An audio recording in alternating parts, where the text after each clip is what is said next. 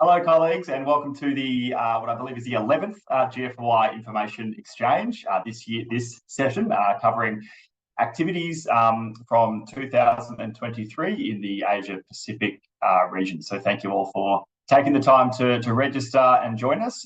We've got an esteemed list of speakers from across GFOI's partners and some countries today to talk to you about all of the work that the GFOI community has collectively been doing to assist countries with forest and carbon monitoring in the region over the 2023 period, obviously being the period since we last had a GFOI information exchange. So my name is Tom Harvey. I'm the manager of the GFOI office, and I'll be your facilitator for today, but I will be quiet as quickly as I can and pass over to our partners who do the work in the regions to give their updates. The way these sessions go is we ask all of our partners to give a brief presentation, sort of up to 10 minutes, and then we'll have joint Q&A at the end. I think everybody is pretty well versed in how to use Zoom these days. So there is a Q&A box at the bottom. Please type any questions you have in the Q&A box and avoid using the chat if you can.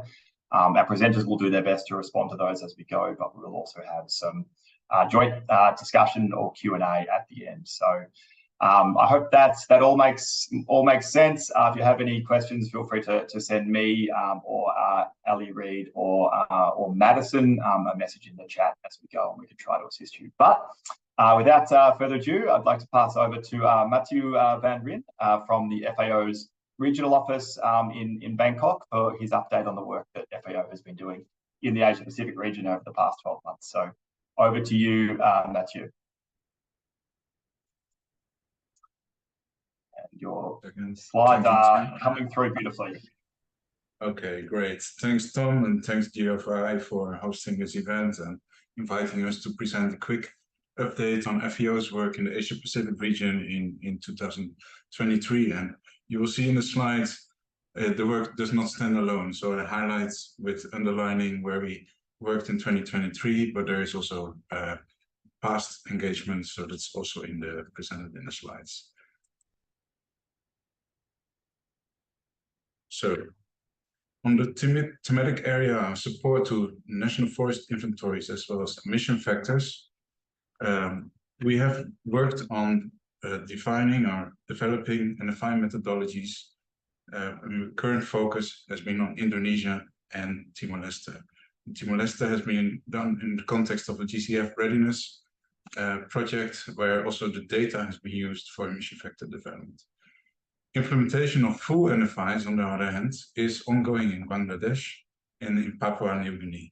In Bangladesh, following the first phase conducted with funds from the USAID, and currently through support for the World Bank and the US Forest Service, and in PNG with EU funding.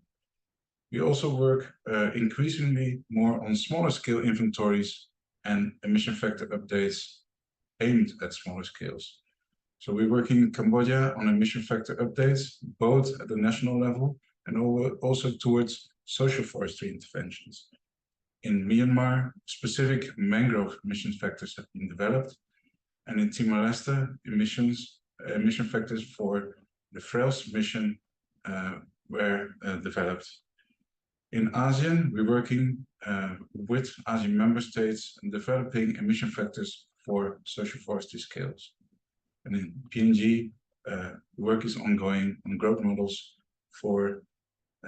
based on permanent sample plot data.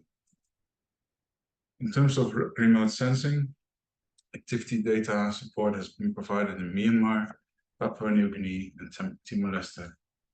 An updated geoportal was launched in PNG, expanding also to other land users. Ongoing work is on peatland restoration and monitoring the restoration is ongoing in Indonesia. Whereas on the mangrove biomes and the extent and the change mapping of mangroves, we've provided support specifically to Myanmar. 5 countries in the Lower Mekong, we worked on testing a new developed CPAL tool on near-real-time monitoring of deforestation. Testing the near-real-time monitoring in different landscapes across the Lower Mekong region.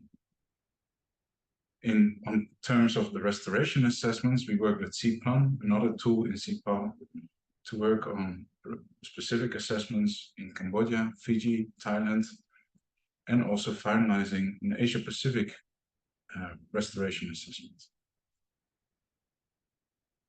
In terms of reporting, and the context of forest reference emission levels and the ETF, Enhanced Transparency Framework, in 2023, submissions were made by PNG and Timor-Leste with support of FAO.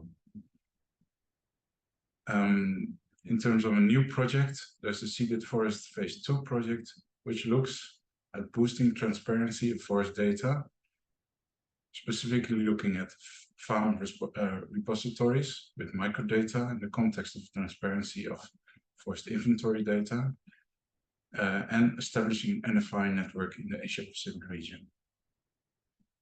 Another aspect that has been supported is the registration towards R3s, with support ongoing in Nepal, PNG, and Vietnam. I would also like to highlight two more recent initiatives. And one is Aim for Forest, the Accelerating Innovative Monitoring for Forests. FAO and the United Kingdom of Great Britain and Northern Ireland have launched Aim for Forest, a 5-year program that aims to support forest monitoring based on modern monitoring technologies and technical innovation, as well as use space data and remote sensing. The main aim of the Aim for Forest initiative includes addressing the remaining technical and institutional gaps, as well as embed national forest monitoring systems that are fit for purpose into national institutions, to accelerate alignment and innovation and deployment of high integrity datasets to overcome measurement, reporting, and verification methodological challenges, and to enhance the participation of indigenous people and local communities in forest monitoring. And Aim for Forest is currently working in 3 faster countries: Indonesia, Papua New Guinea, and Vietnam. And in the slide, you will see some planned actions that are being programmed and supported under this new initiative, including a learning platform to accelerate national forest monitoring systems and MRV aspects, look at the data and technical solutions for high quality agriculture, forestry, and other land use, the enabling IPs, indigenous people and local communities to participate in MRV, technical assistance to countries, and institutionalization of the national forest monitoring systems and MRV. We work also with GFOI on a country-led planning process deployed for identifying critical gaps and ultimately embedding MRV systems in national institutions.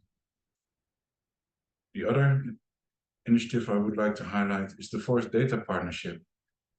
The Forest Data Partnerships aims to halt and reverse forest loss from commodity production by collectively improving global monitoring and supply chain tracking and accelerating restoration. It aligns partners around the data and ensures access for stakeholders across sectors to consistent, validated, open source geospatial forest risk commodity data.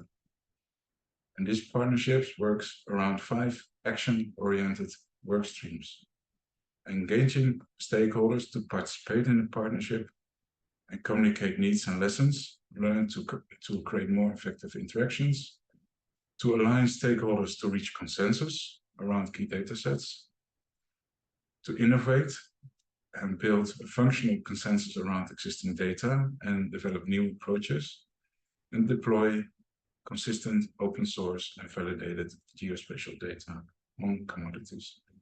And access, how to increase the alignment and accessibility that can help stakeholders. With this, we'd like to end the slide and would like to thank you for this quick intervention. Thank you. Wonderful. Thank you, Matthew. It's a fantastic overview of the enormous amount of work that the FAO is doing in the region, and great to see a few new projects in the Forest Data Partnership, and of course the Aim for Forests project, which we here at the GFOI office are working with you closely, as you said. So thank you for the updates, and pleased to hear there's a bit of an injection of energy and new resources being pumped into supporting countries in the region from FAO. So thank you very much, Matthew. If anyone has any questions, please feel free to start to type them away in the Q&A. Matthew will do his best to answer them as we go, and we may refer to them at the end, as I said. But now I'd like to pass it over to Silver Carbon, which is FAO's partner in leading the capacity building components of GFOI. And Maria Kono and colleagues will be speaking here. So thank you, Maria. I can see your slides. If you just want to press play on the slideshow, we will be able to see the full slide.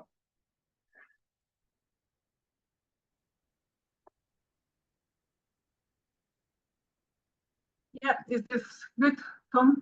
Can you see now? It's working, I think. It's nearly. Yes, that's perfect. Over to you, Maria. Thank you. Great, thanks, Tom, and hi everyone. Greetings from Kathmandu. We are here for a training of the World Bank and the LEAP Coalition. So I'm happy to join this call and to talk a little bit about the work that Silver Carbon is doing with the different partners in the region. And from our Silver Carbon team, it will be me talking a little bit about the regional work, and then also my colleagues from Vietnam and Fiji will give a little bit better overview of what's happening on the ground in those two countries. Very briefly, just a kind of like thematic similar to what Matthew was saying, we are engaged accessing different climate mechanisms. We're working in Nepal, Fiji, Laos, PDR, and Vietnam, primarily through capacity building for the MRV teams. We're also engaged in working on improved emission factors. Lots of countries are trying to improve their emission factors now with the biennial transparency reports coming up very soon. And particularly, we are engaged in helping countries in the Mekong region to develop country-specific emission factors from burned biomass. And as well, we are doing small research programs with using LiDAR data for biomass mapping and particularly the use of terrestrial LiDAR data. In the past couple of years, and I think particularly now that countries are advancing with their climate finance programs, also they need to do much more advanced forest monitoring. So they're learning a lot of different lessons about the things which are missing in their traditional forest inventories or the traditional way that they've been collecting the activity data. So a lot of our work really focuses on some more, let's say, advanced topics such as mapping forest degradation, which I think everybody knows it's very difficult. And lately, much more work on forest removals, which is also becoming an important topic for many countries. So how to track the performance that was, or the good work that has been done in the past. And one also very interesting initiative from Cambodia, which might be useful for other countries, is the crop mapping with machine learning. That's a model that seems to be working very well at national level, and it's maybe something that other countries would be interested to use, because agricultural crop mapping is a specific topic that is difficult to kind of map using traditional methodologies, and is becoming more important, as Matthew was saying, also as part of the deforestation-free commodities, but also just for the countries to improve the way that they're planning their food security and their crop, their agricultural production. We've been working quite a lot with FAO also on the C-Plan tool for forest restoration planning. Matthew mentioned a few countries where FAO is piloting the C-Plan tool, and we are working with a few other countries, primarily Nepal and Vietnam.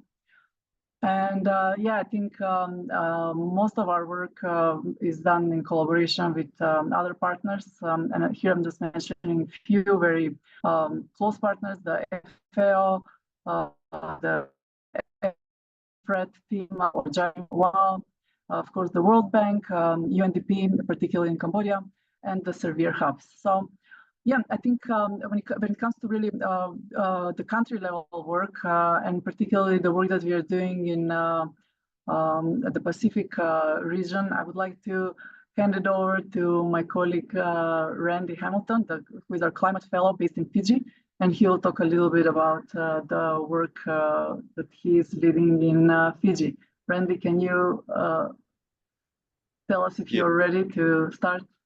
I'm ready. Can you hear me? Yeah. Okay, great. Yeah, thanks, Maria. And appreciate the opportunity to share a little bit about what we're doing here in Fiji. I'm currently based in Fiji, have been here for about 3 years. And I've been working closely with Fiji's Red Plus team that's part of the Ministry of Forestry, and collaborating closely with the World Bank on that, which has the FCPF. Well, Fiji has gone through the FCPF Readiness Fund and is now in the Carbons Fund, and they submitted their first monitoring report for Red Plus last year. And so I've been providing assistance, particularly with the activity data generation for that. And this current year, I'll be working again very closely with them, just making sure that the team is well trained and can take on the activity data piece of this of the monitoring on their own without needing to bring in any third-party consultants. And they'll be working on their second monitoring report this year.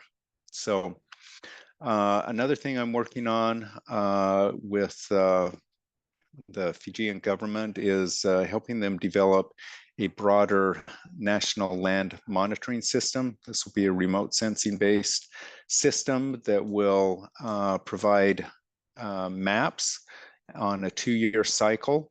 And the maps will be focused at the 6 IPCC land use class on those classes and change among those classes. And then I'll also be continuing to help them with the sample-based area estimation component of that as well. And basically this monitoring system is first and foremost designed to satisfy the Red Plus reporting needs and activity data generation, as well as greenhouse gas reporting for the Afolu sector. And we're actually moving along fairly quickly right now, which has been great. And the government has approved the formation of a technical working group that includes 6 ministries, so Ministry of Forestry plus 5 others. And so anyway, I've been able to work very closely with this working group and provide technical assistance. So in 2024, I'll be working with them, doing a number of different trainings on remote sensing, mapping, image interpretation, and of course, sample-based area estimation. And we're hoping to have this up and running by around June of this year. And then lastly, this one is kind of wrapping up this year, but last year I had some colleagues from the Forest Service come over, and they were able to review and update the forest inventory methods that the ministry is using for timber evaluation. And in Fiji, this is needed because about 90% of the land is owned by the indigenous Fijians. And anytime that land is leased out, whether for for conservation, or it could be for logging or other things, but the lease payments are all based on the value of the timber. And so They did not have a standardized methodology for doing that, so we've been working with them to get a standardized methodology and develop SOPs. And then last thing I don't have listed here, but the FAO and the anyway, the country-led planning initiative that was mentioned in the first presentation. I'm collaborating with the GFOI family on that to work with Fiji on the country-led planning initiative. So that's just something that is brand new, just really having first initial discussions on that. So I think that covers Fiji. Thank you. Great, thanks, Randy. And yeah, Fiji and the Pacific Islands are important part of our silver carbon regional work. And also another country which is equally important for a lot of activities that we are doing, and also important for sharing lessons for other countries, is Vietnam. So I think I would like to check which, I'm not sure if Kung is online, and if not, maybe my colleague Sebastian, who is our climate fellow in Vietnam, can talk a little bit more about Vietnam. Thanks. Hi everyone, and it's a pleasure to meet you. And I am based in Hanoi, the capital of Vietnam, and I would like to provide the update on Vietnam's efforts in implementing these international initiatives. I have worked here in Vietnam as a representative of Forest Service in Vietnam, working with the national partners, and our national primary partner is the Forest Inventory and Planning Institute, which is tasked to implement the National Forest Inventory Program, and also the National Forest Change Monitoring System. And so far now, Vietnam, or our national partner, which is in short Fiji, start implementing the 6th National Forest Inventory, Cycle 6, or we can call it NFI 6. And in this program, we look at the mangrove inventory design, because so far now we do not have a mangrove specific sampling design. So for the mangrove inventory, Vietnam is using the terrestrial forest sampling design. So in this cycle, we will look at how to design a separate or a mangrove specific sampling design for mangrove measurement.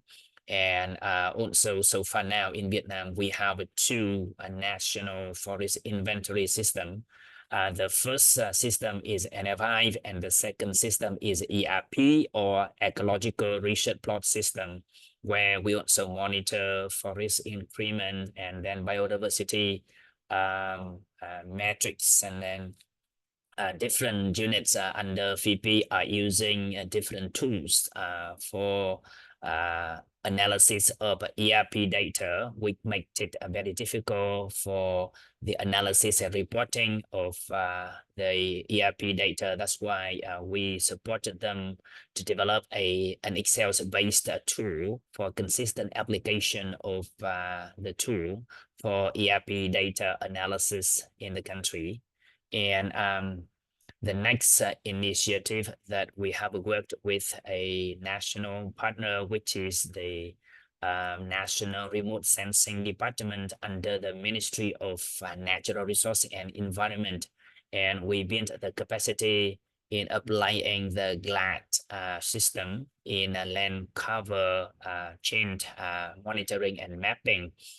Because NRSD is tasked by the Ministry of Natural Resource and Environment to develop land cover maps according to 6 IPCC land categories and generate activity data for GHG inventory of the LULUCF sector.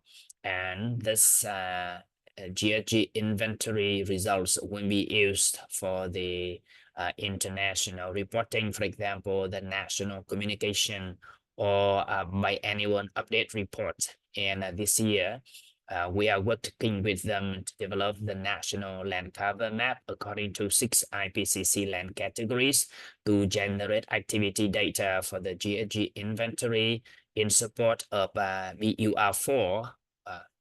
So in this year, we are working with them focusing on the Mekong Delta to improve the cropland map, especially focusing on the rice map. In support of the country's efforts to reduce methane emission, and also in response to the country's national 1 million hectare of high quality and low emission rice in Mekong Delta. And this year, we also are working and providing technical support to build the capacity for the other 2 national partners to do the GHG inventory in LULUCF sector and in the agricultural and livestock sector, because there is the change in the institutional arrangement. So this year, the Ministry of Agriculture is now in charge of the GHG inventory for the AFALU sector, and they did not have a prior experience to do that because this AFALU sector inventory previously was done by the Ministry of Environment. So we build the capacity with the technical working session to sit together with them to do the real estimation and calculation. Also the uncertainty estimation, and also we review and provide QC for the result of the AFALU GHG inventory. And for the climate finance and LEAF process, I would ask my colleague Sebastian, who is an embedded expert and who is a climate fellow, to share the update and progress. Thank you. Hi, Kong and everybody. Thank you very much. Yes, I'm a climate fellow, just like Randy, being based in Fiji, me being based in Vietnam, and we have another colleague based in Palau at the moment. So yes, the Climate Fellow program is intended to support the government when it comes to the helping with their climate commitments. So the first request that came to me was to help with this LEAF project, the R3 standard, all the steps that needs to be taken to move the LEAF project forward.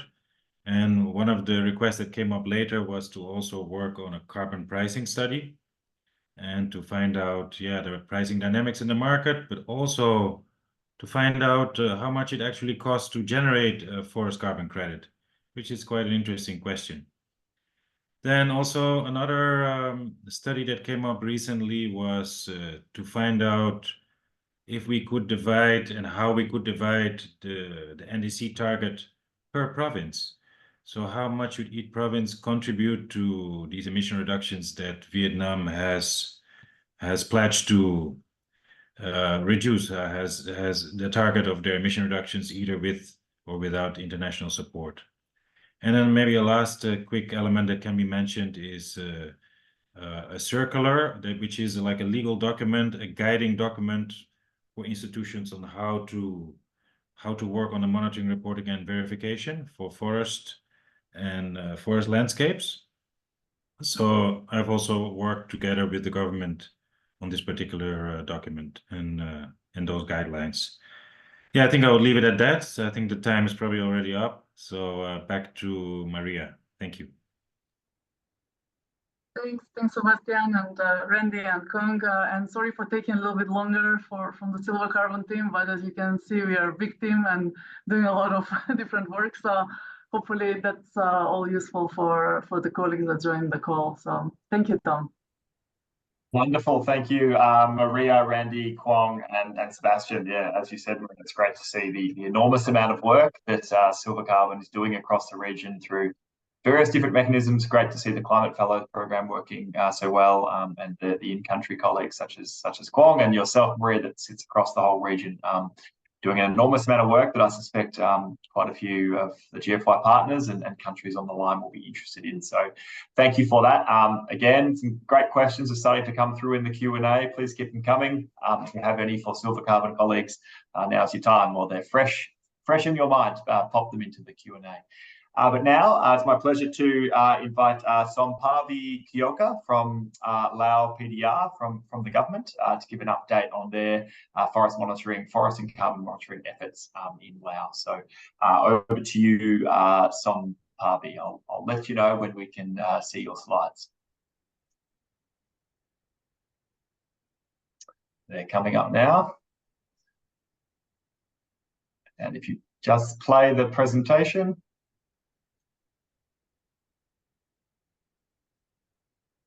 Yes, that's perfect, Sompavi. We can't hear you. You might be muted. You might need to press play on the slideshow again. Sorry, it's gone back to presenter mode. Okay, sorry for that. And sorry No again, problems. no me. Over to you. Again, thank you for invite for the presentation in this exchange. Today, basically, we would like to talk about like 4 main points of the in during this exchange. So let's start with the opportunity for the result-based payment in Laos. Like everybody, since Laos has established national FRIL since 2005, 2015. In 2018, Laos had completed the first MRV in 2019, resulting in 14 million carbon ton in 4 years. And the JICA and the Department of Forestry are expected to access the Green Commit Fund result-based payment second phase very soon, hopefully. And for the subnational, for the FCF emission reduction program, the expected payment is around 42 million for the REDD+ result in between 2019 to 2024 for the 6 northern provinces. And the first monitoring compete result in the 3.2 million carbon, and the payment expected in the Q1 of 2024 this year. So Laos have very smooth validation process from the team.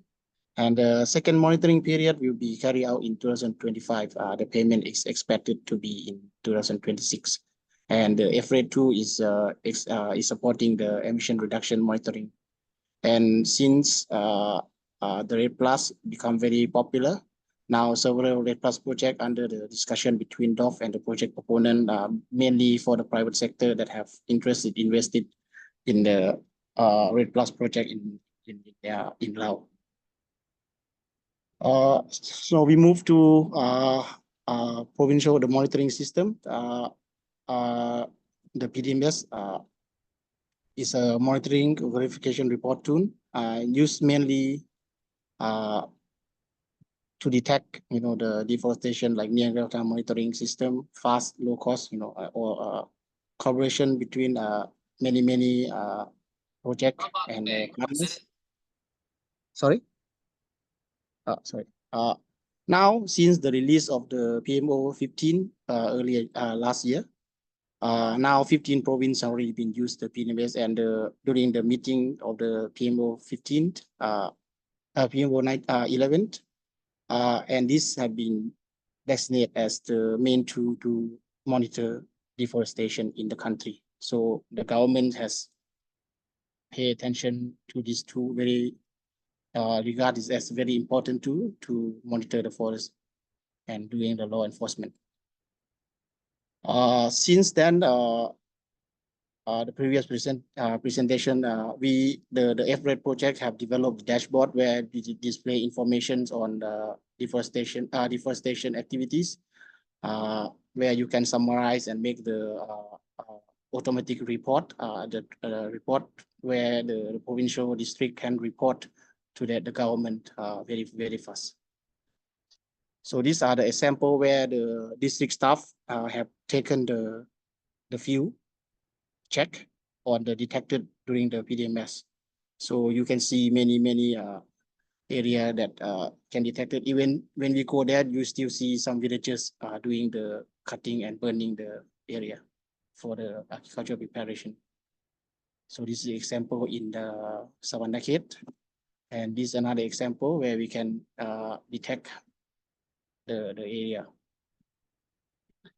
So in regard in the integrating the high resolution data to the PDMS, the satellite image like NIC The monthly NIC data is mainly used for the PDMS view check, the result and so on. But the time gap between the system of the PDMS, where we use Sentinel base to detect the change, and the NIC monthly data is quite huge. So every 5 years and 4 months. So leading to the early detection of deforestation hotspot by the PDMS before it's available for the NIC data. So we asked the FAO whether we can have access to the NIC data, daily data.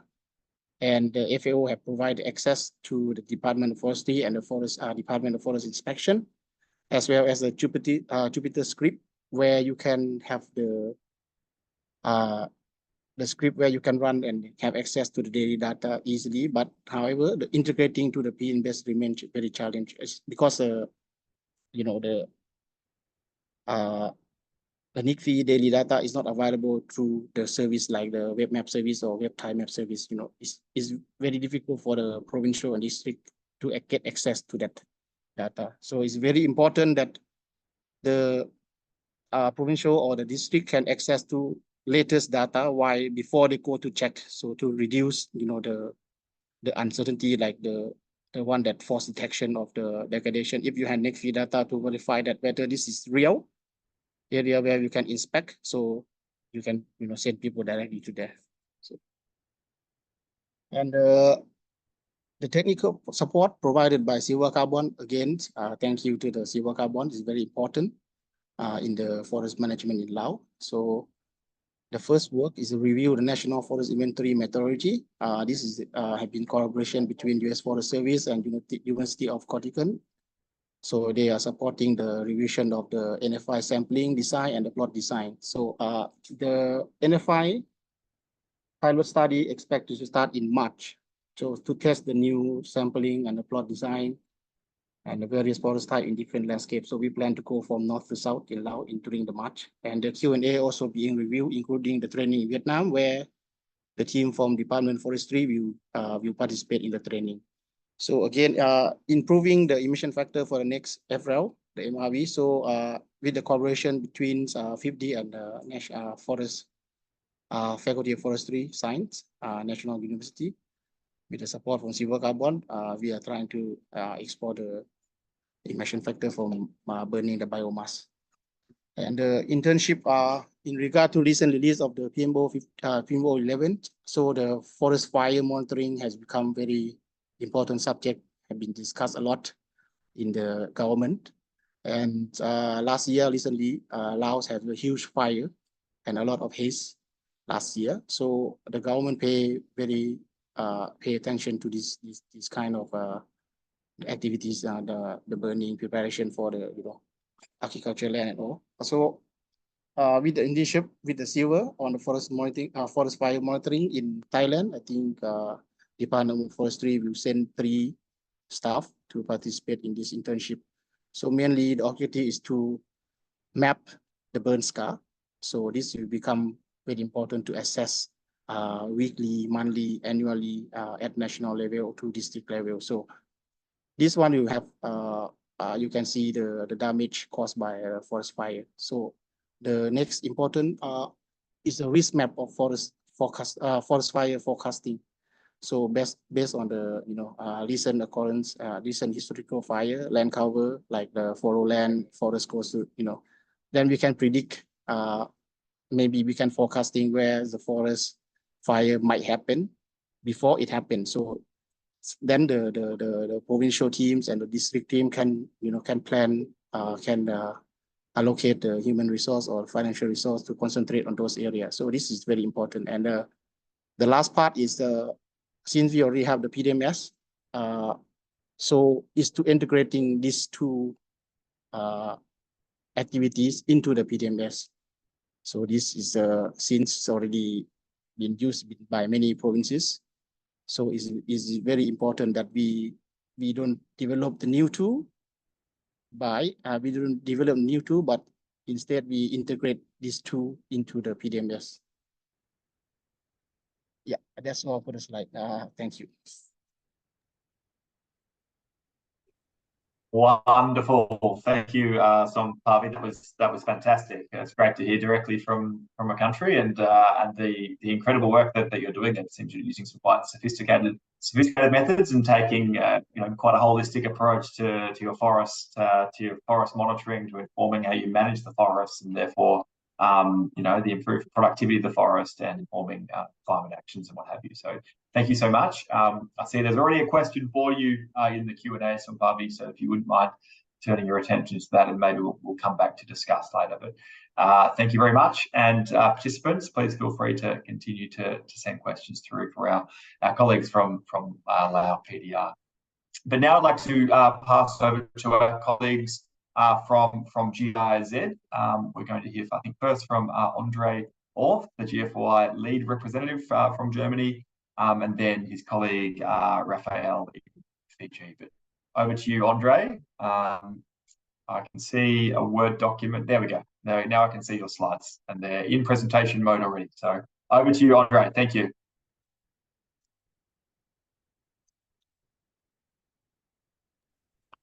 Okay, can you hear me? Yes, loud and clear. Yeah, perfect.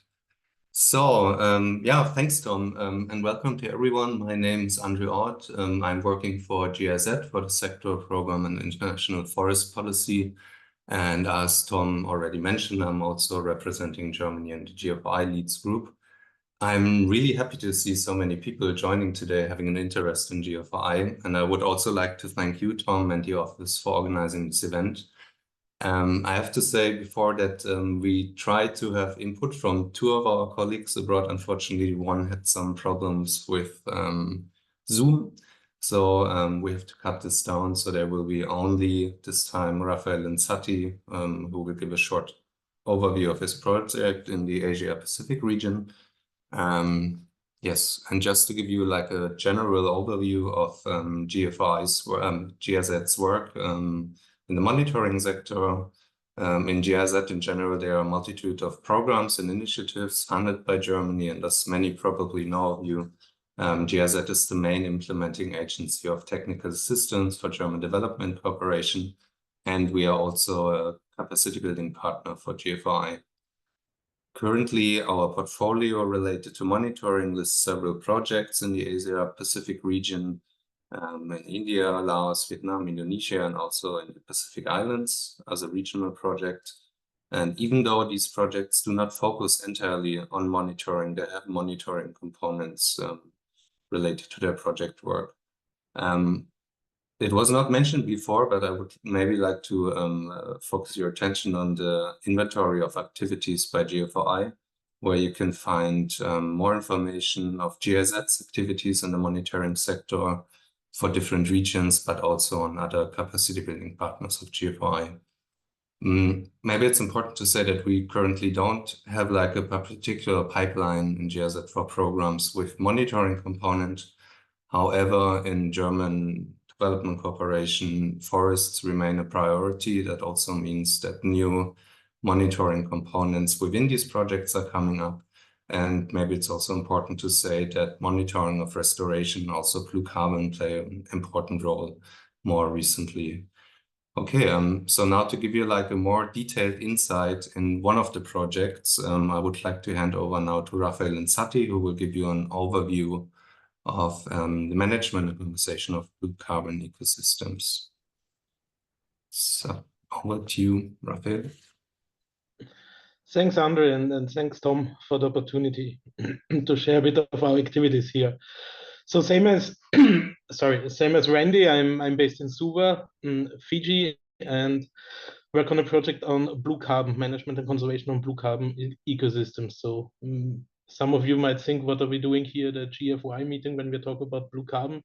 So at the last annual meeting in Rome, the community came to the conclusion that it's worth to connect the experiences from forest monitoring to the efforts that some development partners also have in blue carbon, because processes and challenges are quite similar, and it's worth to take some of the lessons learned from the forest monitoring part into the blue carbon part. And yeah, mangroves in many countries part of the forest land use class. Next slide, Andre. So the project I'm working with in Fiji is called Management of Conservation of Blue Carbon Ecosystems. We work in regional approach, Fiji, Papua New Guinea, Solomons Islands, and Vanuatu. It's commissioned by German Ministry of Environment, BMUV, via the International Climate Initiative, and it's implemented by GIZ together with the two regional organizations, SPC, the Pacific Community, and SPREP, the Pacific Regional Environmental Program. So objectives of two of the objectives are remote sensing related. So first objective is we are doing mapping of seagrass and mangrove ecosystems in the 4 partner countries. This is mainly performed by our partner, the Pacific Community, SPC. The component includes some capacity building workshop in the 4 partner countries, more or less 1 per quarter. And the second objective that's related remote sensing activities is quantifying ecosystem services. So yeah, timeline for the mapping projects was end of this year, ecosystem services mid next year. So there we want to assist the countries in construct national emission factors for their blue carbon ecosystems, seagrass and mangroves. So our partner SPREP is responsible here. We want to do inventory data in those ecosystems, and to able to calculate national emission factors in all the partner countries. So in the moment, the 4 partner countries use the IPCC default values for wetlands for the inventories, and with the project we want to enable them to use national factors. So we want to do above ground biomass, below ground biomass, and soil organic carbon. And the other goals of the project, policy and regulation related, and local management approaches with coastal communities and how to best manage mangrove and seagrass ecosystems in the 4 countries. Next slide, Andre. So the remote sensing activities of the project will be implemented via Digital Earth Pacific. Digital Earth Pacific has been launched by our partner SPC, and they're implementing it for the whole Pacific region, so for 14 countries, for various remote sensing activities related to climate change, food security, disaster risk, and other challenges the Pacific region faces. So it's managed by SPC. It's based on lessons learned from other Digital Earth platforms, mainly Australia, and Digital Earth Africa. So what's important, what of course we want to make sure that it's compatible with other platforms. So code created in Digital Earth Pacific should be compatible also to use it in Google Earth Engine or in CPAL. So part of the project then is capacity building on mapping seagrass and mangrove ecosystems within the Digital Earth Pacific platform, and we'll do that in the 4 capitals this year. Next slide.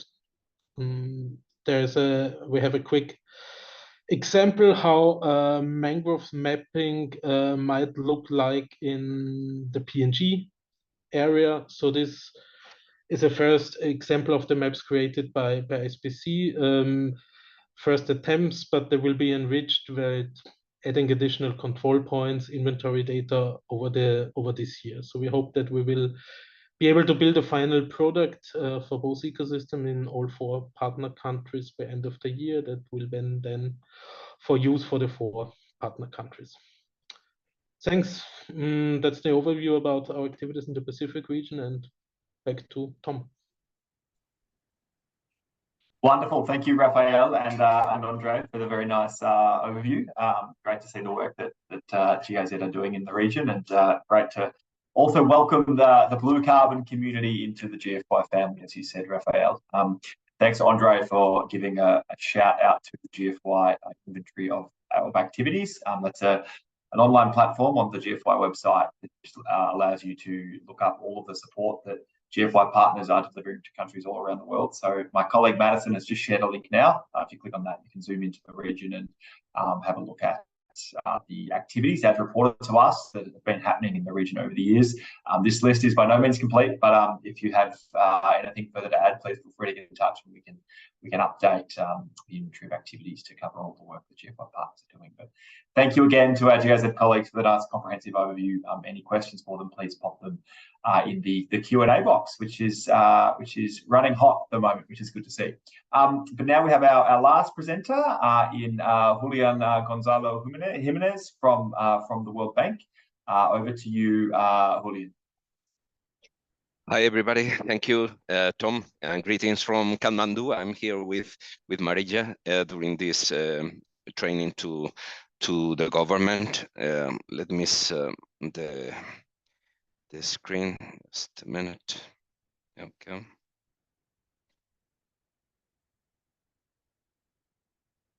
Excellent. It's coming up now, Julian. Yep. Okay. You just press play on the presentation. We'll be ready to go. Thank you. Okay. So hopefully you are seeing the slides. Thank you so much. So the progress of the FCPF Carbon Fund portfolio and the Biocarbon Fund ISFL portfolio in the region, in the South Asia and East Asia Pacific region during 2023 has been enormous. We are working mainly in these countries that you can see in the figure. So Nepal, Laos, PDR, Vietnam, Indonesia, and Fiji, and of course we have other operations, other lending operations that are generating mitigation outcomes, and we are supporting also the MRV systems under those projects. But I'm going to focus on the portfolio, on the FCPF portfolio and the Biocarbon Fund ISFL portfolio. So regarding Fiji, starting with Fiji, other colleagues as Randy mentioned, and also Rafael, and I'm very nice to see you here in this forum also. So the progress has been great. I mean, we started the validation and verification process of the first monitoring report with good results, as you see in the slide. The committed amount for the first monitoring report has been achieved with 800,000 of emission reductions that will be transferred to the Carbon Fund participants. Of course, the validation and verification process has just started last year, and we are right now through the process. So the government is preparing the responses to the first round of findings. Regarding Indonesia and the two emission reduction programs, in East Kalimantan, the FCPF Carbon Fund program got a very, very good result about the volume that is going to be transferred to the Carbon Fund participants. The total amount of the ERPA, of the emission reduction payment agreement, was 22 million of emission reductions, and the results are 26 million. So just with the first monitoring report, the country can cover the committed volume with the participants, and they have generated excess emission reductions.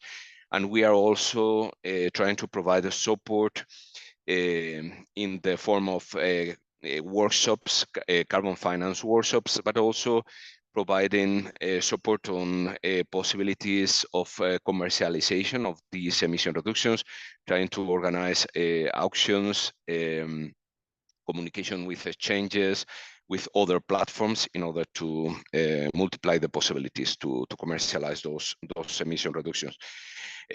We have still one pending question regarding the validation and verification process, and is related with the reversal assessment, a reversal risk assessment, and it's something that is going to be critical in a lot of standards, and we are going to see perhaps a lot of discussions about that, about the duration of the warranty mechanism, about the reversals. No? So in this case, we have a potential threat about one specific spatial plan at national level, but also, of course, in East Kalimantan province that perhaps can represent a risk for the conversion of forest land in agricultural land. And also, of course, something that we are not sure still about the effect of the El Niño during the coming months. Regarding Jambi, we went through the assessment process with SES, and finally we had a last round of findings that have been transformed in further action requests in order to facilitate the signature of the ERPA, of the Emission Reduction Payment Agreement, and ex-ante estimations that we supported the country to generate this number is 19 million of emission reductions.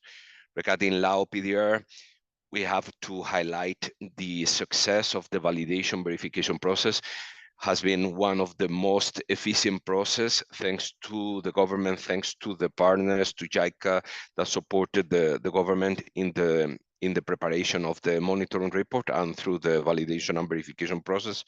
So finally, the results, as was mentioned, were 3.2 million of emission reductions. So we are waiting for the process of issuance and transfer those credits in the carbon assets tracking system, so the World Bank emission reduction transaction registry, for the country to receive finally the payments for this first monitoring report.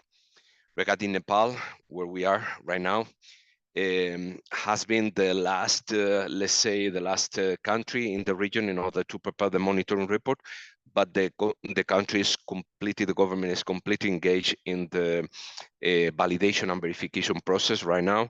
So we are conducting this training in collaboration with Silva Carbon regarding the two programs, the FCPF and also the LEAF coalition program, the TRIS program in the country. The results of this first monitoring report for the FCPF are not going probably to fulfill the minimum volume for the first monitoring report, but we will see. We have just started the process with Aster Global, and we are preparing the roadmap for the preparation of the second monitoring report at the same time. Regarding Vietnam, the results have been incredible also. So with only the first monitoring report, has been generated 16 million of emission reductions. So to cover the volume committed to, with the donors of the trust funds. So the committed volume was 10 million of emission reductions. So this country, Vietnam, has already received the payment for the transfer credits. And also we are supporting this country, Vietnam, in order to organize an auction with the excess emission reduction. So we have an agreement with one of the main exchanges in the world to provide this support to the country through an auction platform, and see also the behavior of the buyers interested in purchasing the FCPF credits. So beyond these results that, again, are incredible during the 2023 in terms of results for the FCPF and also for the ISFL. So I have this list also of activities. So the World Bank is collaborating with the University of Maryland, with the JEDI team on a proposal for a NASA call. That was finally selected and is very interesting is as a support for the countries, especially in this region in South Asia and East Asia Pacific. The title of the proposal is Pan-Tropical Structure and Biomass Mapping using the fusion of JEDI data with Tandem X data. So we are in collaboration also with DLR, with the German Spatial Agency. And basically, we will be working in calibrating these local JEDI models with also the information from Tandem X models to improve the wall-to-wall estimation of canopy height and also the biomass and the biomass changes above ground biomass at fine resolution for a large area of the Pantropics. But we are offering this support to all the countries that we mentioned at the beginning. We are also involved in some blue carbon opportunities in the region, also in collaboration with the government of Singapore, that is very keen in order to provide support to other countries in the region, especially in blue carbon, for mangroves, but not only for mangroves, for seagrasses. And we have some initiatives that perhaps we can discuss in more detail with the Massachusetts Institute Technology, with MIT, and other partners that are providing some interesting approaches for the non-classic blue carbon ecosystems, I mean, beyond mangroves. On the other hand, we have a memorandum of understandings that are going to be signed most probably during the next days. I'm traveling to Singapore tomorrow, for the government of Singapore to recognize the FCPF credits and probably the ISFL credits also for the companies that are working on this taxation program in the country, so they can use FCPF credits as offsets for their emissions until one specific limit, that is a 5%. So we are working a lot also with partners in order to multiply again the possibilities for the countries to commercialize the emission reductions and the FCPF and the ISFL programs. And that's it. Thank you very much. Wonderful, thank you, Julian. And nice to see you and Maria both coming in from high in the mountaintops in Kathmandu. Thanks for the lovely overview of everything that the bank is doing. It's been great to see the progress with the various funds, the disbursement of results-based payments from the FCPF, and now also looking into blue carbon and other areas. So thank you so much. Now that is the end of the presentations, and we'll go to a little bit of discussion and Q&A. Thanks to our participants for asking questions thus far, and our presenters who have been asking them as we go. I wanted to start with maybe just a bit of a higher level question. I might point this first one maybe to Matthew and Maria to start with. I think we might know the answer to this question from the World Bank, but in terms of the end use of the products that you are supporting countries to develop, I mean, there's many reasons why a country would want to monitor their forests and carbon, be it improve forest management, informing climate change commitments and policy developments, results-based payments, the list goes on. What is, I guess, the major end use that you find the countries that you're working with want to develop, improve their forest and carbon monitoring capability to inform? So what is the main end use? Is it results-based payments? Is it improving forest management? Is it compliance with NDCs? Or is it a bit of a percentage of both? Matthew and Maria, do you have any quick thoughts on that? I'd be interested just to know where these products are going and what they're being used for as you see them in the countries that you work with in the region.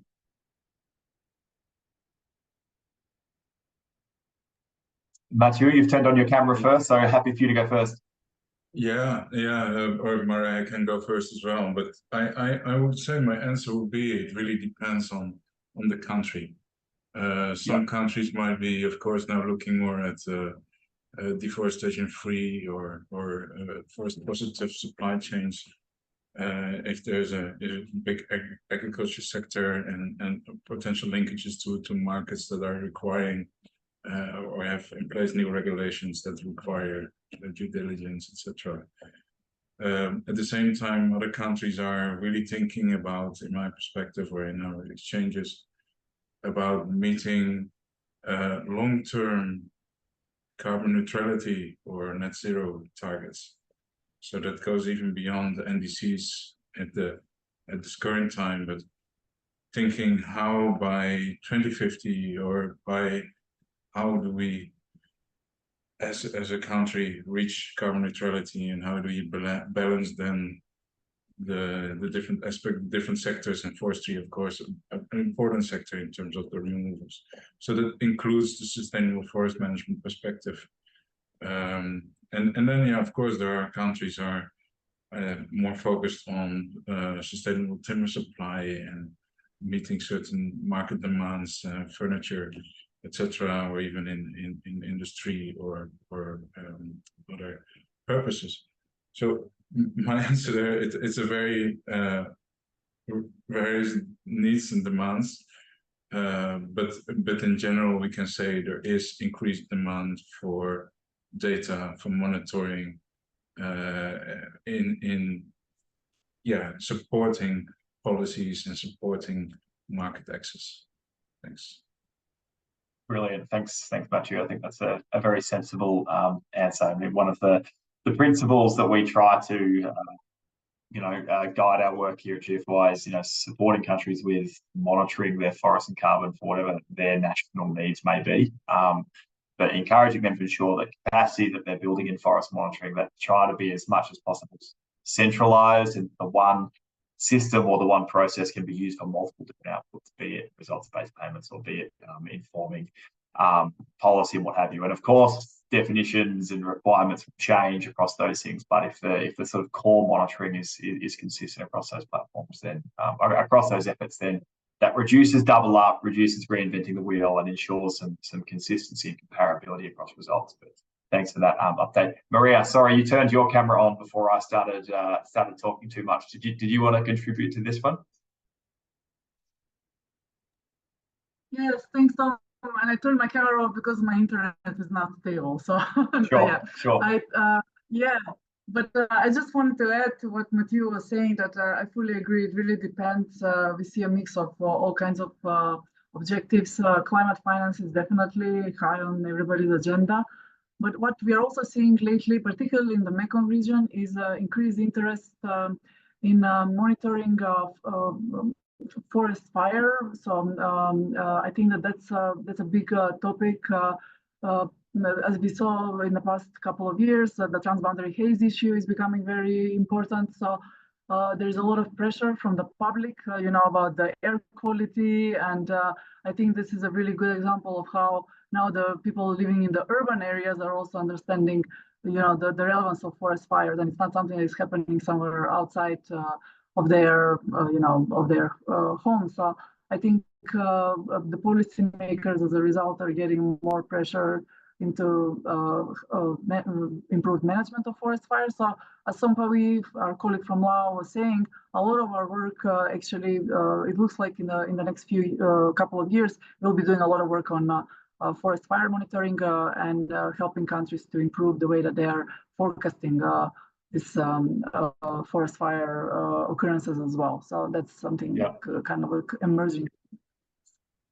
Yeah, sure, interesting, and that's a nice segue actually to Sompawi. I might bring you in on this question here from Lao PDR. You presented the fire risk mapping process that you're doing, but more broadly, you as someone who's working on the forest and carbon monitoring system, what is the main end use for the information and data that you're producing with your system? Is it for results-based payments? Is it for informing forest management? Is it climate policy? What do you find is what your information is being used or is needed for the most?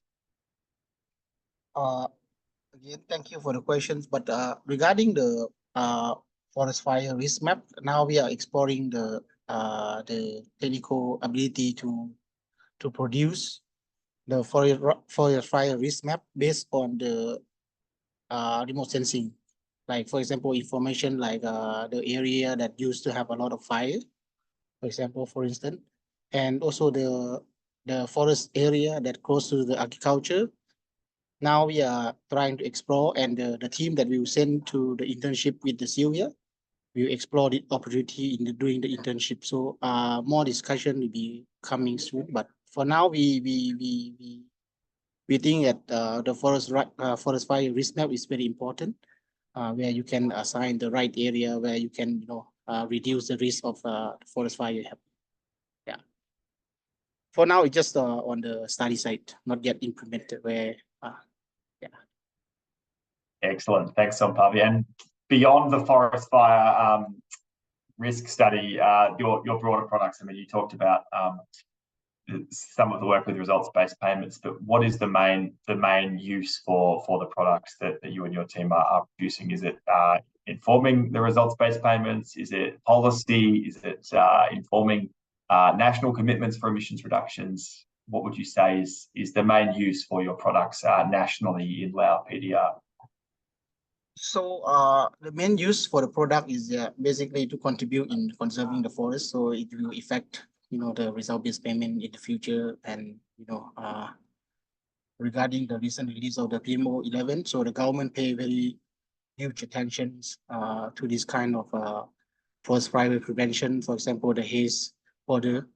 Like we have issue with, last year we have a lot of issue with the haze across the border. Many during the meeting. So the country, so basically the forest fire data will be used in reporting. Where you can have the. Sure. Excellent. Thank you, Sompavi. Wonderful to hear from you as a country representative. Okay, we might go to some of the questions in the Q&A now. There's one here for you, Raphael, from a colleague Awala here in PNG. Says, hi, Raphael, mangrove maps or raster data shown looks interesting. Have you seen and assessed or determined how much is correct and how much needs to be excluded? Have you used the PNG forest definition or the FRA one? Raphael, do you want to answer that one quickly for us? Thank you. Yeah, I put answer live, but I couldn't retake the button. I think I wrote it in the chat. Sorry. I'm still getting used with Zoom. Thanks a lot, Oala, and nice to see you here again. At the moment, SPC just did the data without ground truthing, so they are just doing the comparison with global mangrove watch data. But we will do inventory data during this year, and that will then help us first to improve the data, and second, to do this accuracy assessment and validate the data. So that's something to be done until the end of the year. But as I said, I'm happy to set up a call earlier this year or within the next week with SPC, with our teams, so that we can discuss that in depth. Excellent. Thank you, Raphael and Awala. Very pleased to see these points being picked up on. Quong, for Vietnam, the question from a colleague Rocio Condor from FAO is for the presentation on Vietnam, is the NFI of previous cycles available online on any platforms or disseminated? How is the information shared? For you, Quong. You're on mute, sorry. Thanks for the question, but I don't think the NFI data is publicly available online. I think that it can be accessible through the MART.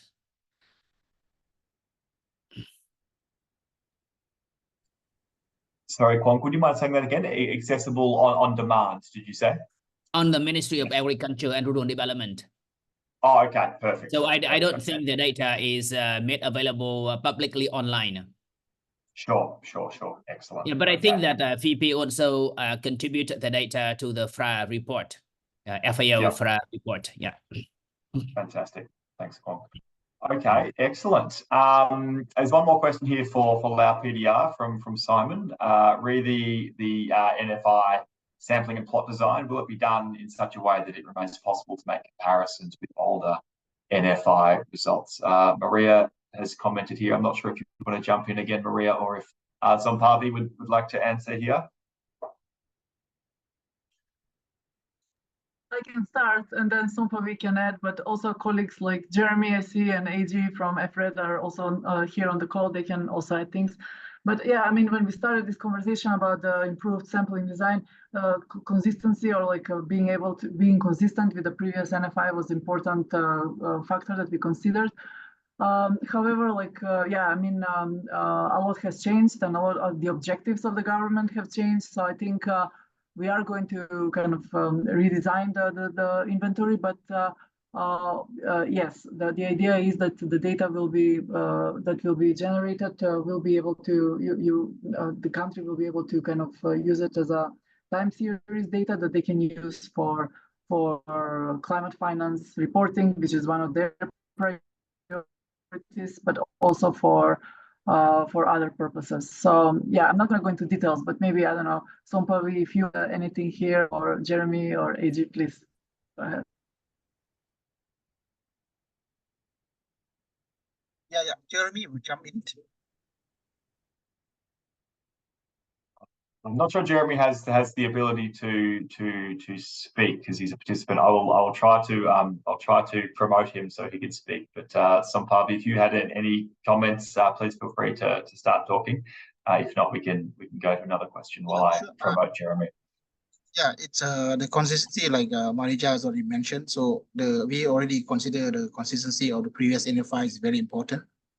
So that's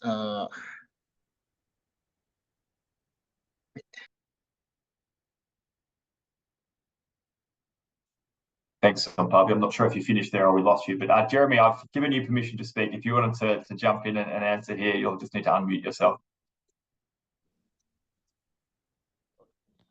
Okay, thank you, Tom. This is Jeremy. I don't know if you can hear me. Perfectly. Nice to hear your voice. Okay, nice to. Okay, just to add into Sompavi and Maria. So, for the NFI, so the most improvement will be in regard with the sampling design and the plot design. Sampling design mostly to really ensure that estimates will be statistically robust. And the second point, which is quite important, is to establish permanent plots, because the previous NFI effort didn't have a permanent plot. So in order to really assess change in carbon stocks throughout the time, so this will be the next improvement. And the design of the plot is very consistent with what we have done so far. So for the carbon accounting and carbon stock estimates, it should be consistent. Anyway. But as Maria mentioned, I mean, that was a first priority for us to really be able to do something in line with what has been done so far. Thank you. You can unmute me again. No, we'll leave you with the option to talk if you need to again, Jeremy, but we're getting close to the end. Thanks for jumping in. Yeah, so thank you all. I think we've sort of worked our way through most of the questions now. A few of them are quite specific and have been answered in text. So I won't go through those in detail, but if anybody has any last minute questions, please feel free to type them now. I'll give a quick plug to next week's GFOI Information Exchange will be happening next Tuesday, a couple of hours later. We'll be covering the Africa region, and the following Tuesday, so 2 weeks from now, we'll be covering Latin America and Caribbean countries. My colleague Madison has just dropped the links to both of those sessions to register. So please, if you're interested in hearing about what's happening in the other regions, please follow those and join us in the coming weeks. I haven't seen any more questions come through, so I think we might start to wrap up. A bit of an early mark. So firstly, I just wanted to, I guess, summarize by saying that the point of this information exchange is to bring everybody from the community who's working together in the region together, to hear from the major partners who are working in the region and some of the countries who are interested in talking together for a quick update on the progress that has been happening over the past year. And it's incredible the amount that is happening across GFOI partners. We saw from all the partners today. Thank you to all of our presenters for being so open and so willing to share your time and information. You know, this level of information exchange really does drive global coordination, so that together we we can work together in a more strong and collaborative way to support countries in operationalizing and using these systems to improve their forest management and respond to climate change and what have you. So thank you everybody for doing that. We hope that you all found it interesting. This will be recorded and posted online on the GFOI website, and there'll be a newsletter that comes from this with the key points of discussion shared in the coming weeks. So please keep an eye on that. And last but not least, we do have a brand new LinkedIn account for GFOI. I believe Madison has shared the link for that in the chat as well. So look us up on LinkedIn to stay up to date with everything that is happening on GFOI, including the GFOI inventory of activities, which, as I said, is a great resource for all of the support that partners are delivering to countries all around the world. Please feel free to go and zoom in on the Asia Pacific region for a bit of an update on what you've heard today. And as I said, if there are activities missing, please get in touch and we can have them over time. But once again, thank you to all of our presenters from FAO, from Silver Carbon, from Lao PDR. Great to have you involved, Germany, the World Bank, and everybody for all of your questions and active engagement. It's been fantastic. And thanks to my colleagues in the GFOI office, Madison, Patricia, and Ali for their support as well. So I hope you all have an enjoyable rest of your day. Please keep an eye out for the recording and the newsletter, and we look forward to connecting, we hope, with some of you next week on Africa and the following week on Latin America and Caribbean. But thanks again for your time and enjoy the rest of your day. Thanks to all of our presenters. Bye-bye.